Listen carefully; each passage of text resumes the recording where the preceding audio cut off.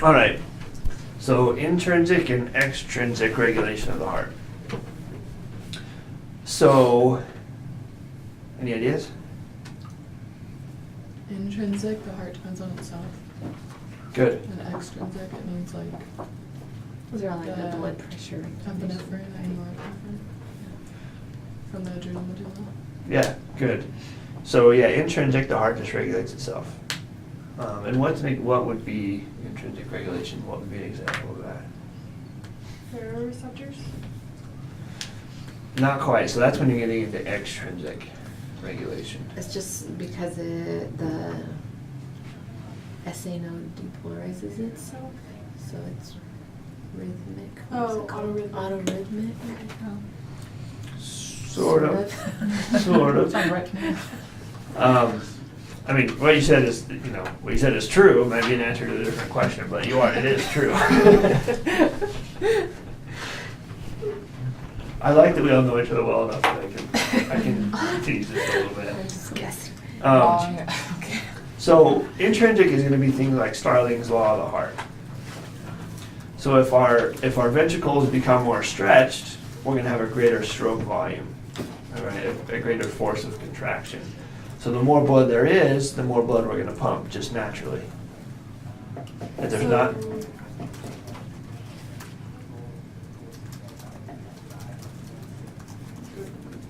Oh. Somebody was saying something. Yeah, here. Oh, okay. So anyways, so if there's greater preload, if there's more blood filling up those ventricles, we're going to contract a little bit harder, a little bit stronger, and we're going to have a bigger stroke volume. So we don't get blood backing up, we can keep pushing it through. If we don't have as much preload, if there's not as much blood coming back to the heart, our stroke volume is going to be smaller, so we don't pump out as much. So our heart just adjusts that way. That's more, excuse me. So that's what we're talking about with intrinsic. Extrinsic is what you're talking about, like the baroreceptor reflex, the chemoreceptor reflex, adrenal medullary mechanism, that kind of thing. Whenever we have to have either a nerve or a hormone or something other than the heart tell the heart to speed up or slow down, that's extrinsic regulation. So it's sympathetic and parasympathetic. Yeah. Yeah, either one would be an example. And intrinsic, is that neither sympathetic or parasympathetic? Right. Intrinsic is just the heart's just going to do it itself. Okay. Good.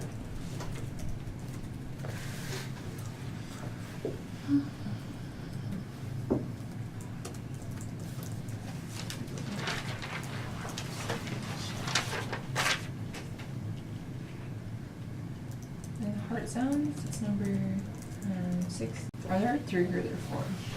Lab, are there 4? Person. He like focused on 3 on his slides, but Yeah, in lab we learned 4. So I don't know. Yeah. So, I don't know exactly what your book says. To me, in the field as a paramedic, what I'd be looking for is 2. Okay, just looked up. Yeah. Sometimes there's the 3rd in like either kids or very thin people. You'll get a 3rd when basically it's the blood hitting the aorta and it'll make a 3rd sound. I've never heard it. I just heard the 2. And then and so to me, so that's S1 and S2. To me, S3 and S4 are murmurs. So like you either have I made the heart sounds before? Just gonna, It was really Yeah, good. with your throat. Yeah. okay. Do you record? I'll do it again. Oh, jeez. All right, let me get to the heart sound table, just so I don't tell you the wrong. Because you told us about a teacher that did it really good, and then you tried to do it. Yeah, oh yeah, you were the first group I ever tried Yeah. it with. You went for it. And it was Yeah, good. I was brave that day. I think I was even on camera when I did that. Yeah.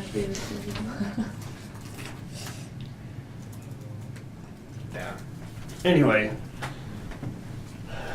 so they're saying, so yeah, the third heart sound would be obviously after the first two, and you'd have that. It'd be like when the pressure, I don't know, like I said, I've never heard it. S4 would be like a whoosh before the lub.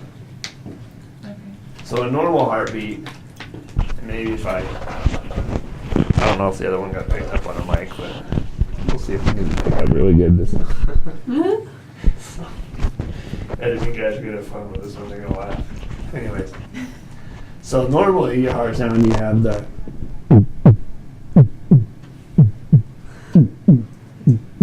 right? And then if you can have murmur either in the AV valve or the semilunar valves. I thought it was a little dry today. So if you have a murmur, well, let me give you a murmur and you tell me which one it is.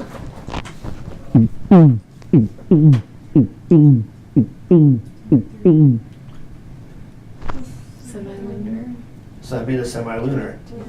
So blood's backflowing through the dub is the semilunar valves.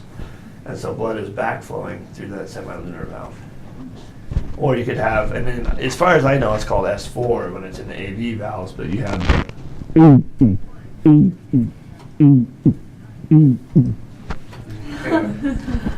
so that'd be your, if you have backflow through the AV valve. That wasn't my best. So if someone was like anorexic, do you think you could eat with them? Or someone what? Who's like anorexic? You might. Is there any skin? You might.